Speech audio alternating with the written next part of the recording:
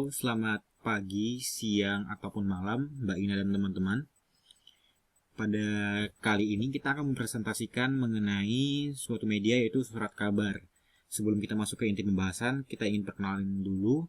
Yang pertama dari kelompok itu ada saya sendiri, Lawrence Kalatsingkil dengan NPM 18090067749. Yang kedua ada Yefta Kris dengan NPM 180906527. Dan yang terakhir ada Alvincent Aprilino dengan NPM 18090606718. Dan yang terakhir ada Merianus Duari dengan NPM 18090606801. Oke, kita masuk ke inti pembahasan kita. Yang pertama itu ada pengertian dari surat kabar sendiri.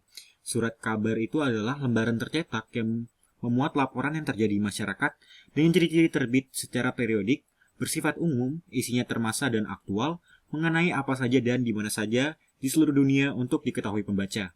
Nah, kalau kita mengenal surat kabar ini, secara umum itu adalah media koran. Nah, surat kabar ini bertuliskan kabar berita, kabar-kabar mengenai berita, tragedi atau fenomena, dan sebagainya terbagi dalam kolom-kolom, itu 8-9 kolom, dan terbitnya secara periodik, seperti itu. Itu penjelasan singkat mengenai apa itu surat kabar. Setelah itu kita akan melihat fungsi utama dari surat kabar ini sendiri. Yang pertama itu adalah untuk inform atau untuk memberikan informasi.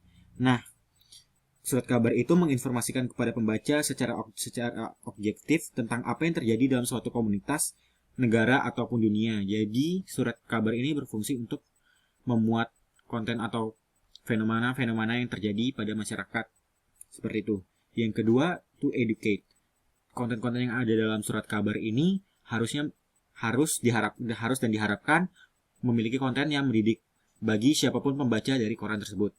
Yang ketiga, to influence atau sebagai fungsi kontrol sosial. Jadi, koran ini juga sebagai pers juga memiliki peran untuk mengontrol kekuasaan dari legislatif, eksekutif, dan yudikatif. Terus yang keempat ada to entertain. To entertain ini, koran juga memuat kolom-kolom mengenai hiburan. Hiburan yang tersedia dalam koran ini bisa kita nikmati dalam bentuk apa saja seperti komik, TTS, dan masih banyak contoh hiburan lainnya. Terus yang terakhir, fungsi utamanya itu adalah to mediate atau menjadi media penghubung. Seperti sekarang kita bisa membaca kabar atau fenomena yang ada di Amerika melalui surat kabar. Itulah 5 fungsi utama dari koran. Nah, kalau kita bisa lihat perkembangan dunia saat ini, terutama media online itu sudah banyak berkembang. Nah, karena hal tersebut, surat kabar itu mulai ditinggalin. Dan kita bisa lihat sekarang fenomenanya bahwa beberapa perusahaan surat kabar itu sudah melakukan spesialisasi ke media online. Sehingga kita bisa lihat contohnya seperti surat kabar Kompas sekarang sudah menjadi kompas.com, seperti itu. Oke, jadi selanjutnya adalah karakteristik surat kabar. Karakteristik surat kabar itu sendiri ada 5. Yang pertama itu publisitas. Jadi publisitas itu adalah penyebaran surat kabar itu kepada khalayak untuk dikonsumsi secara umum atau publik. Lalu yang kedua itu adalah periodisitas. Itu merujuk pada keteraturan dalam penerbitan surat kabar itu apakah diterbitkan secara harian atau secara mingguan atau misalnya 2 minggu sekali atau berapa.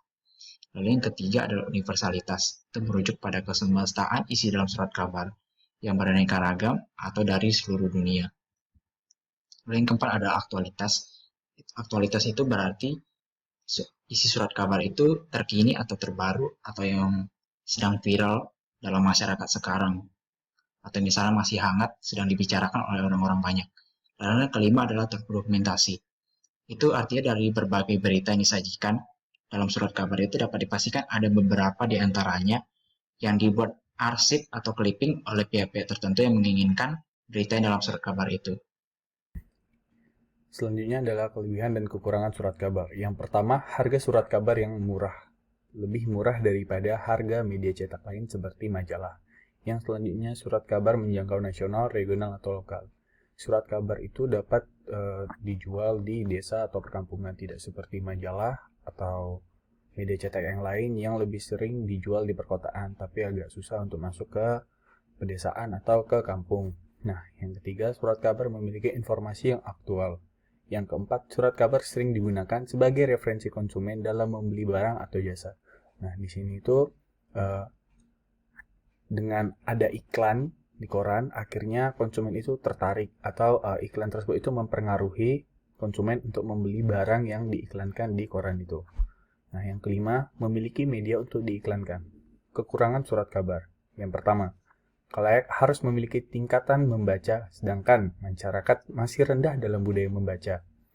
Nah, yang kedua, koran tidak ramah lingkungan. Nah, biasanya habis membaca koran, itu kan kita simpan atau enggak kita buang. Nah, itu menjadi tumpukan sampah yang akhirnya membuat polusi apabila dibakar.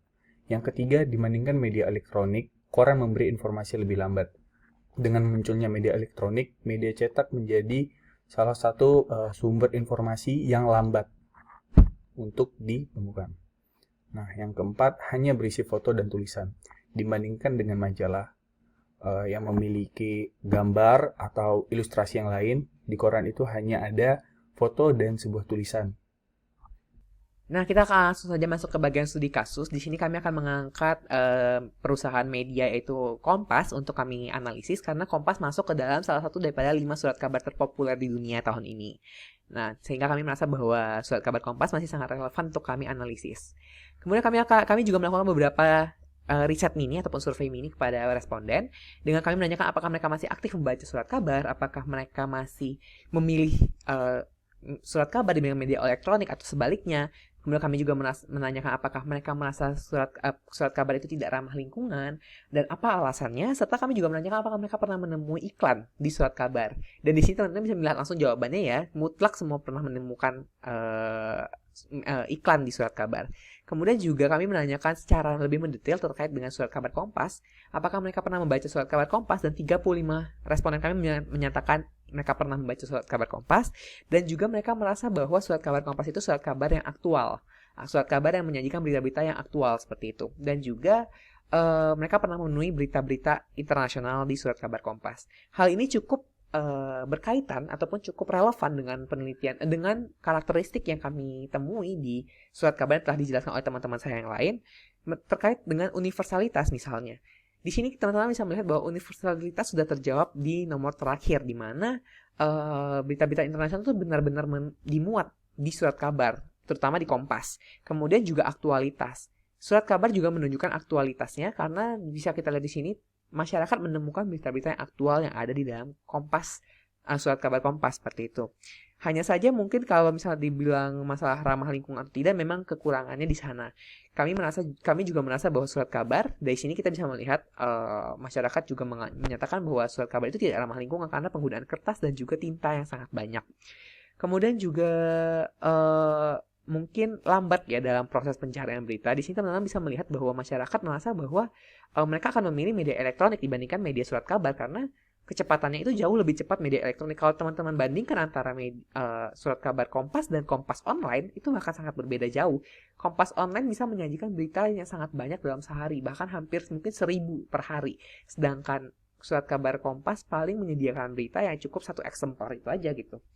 Tapi di balik itu tetap ada kelebihannya teman-teman. Yang pasti harga surat kabar itu sangat murah. Kalau teman-teman lihat surat kabar Kompas harganya cuma 3.500 di semua daerah. Yang berarti surat kabar ini sangat murah seperti itu. Kemudian juga menjangkau nasional. Kalau teman-teman lihat surat kabar itu penyebarannya bahkan sampai ke lini terkecil kehidupan masyarakat, yaitu desa. Itu masuk sampai ke desa sekalipun. Dan terakhir, referensi membeli barang ataupun jasa. Di sini teman-teman bisa melihat bahwa masih banyak loh orang yang mencari barang. Di sini apakah pernah menemui iklan? Iya. Berarti surat kabar itu masih digunakan orang sebagai media pemasaran. Dan di sini masih relevan dengan kehidupan masyarakat saat ini yang mereka mencari barang dan jasa tidak hanya melalui e-commerce ataupun yang lain-lain, tapi juga masih melalui media surat kabar seperti itu. Maka dari itu kami merasa bahwa studi kasus kami terhadap koran Kompas ini cukup menjawab terkait dengan karakteristik dan juga kelemahan-kelebihan daripada surat kabar itu sendiri.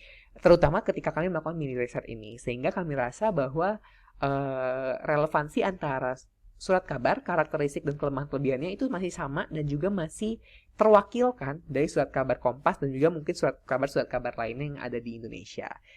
Baik, terima kasih atas perhatiannya untuk teman-teman yang telah memperhatikan. Sekian presentasi dari kami. Semoga presentasi ini dapat memberikan informasi tambahan bagi teman-teman dan juga dapat bermanfaat bagi teman-teman semuanya. Terima kasih.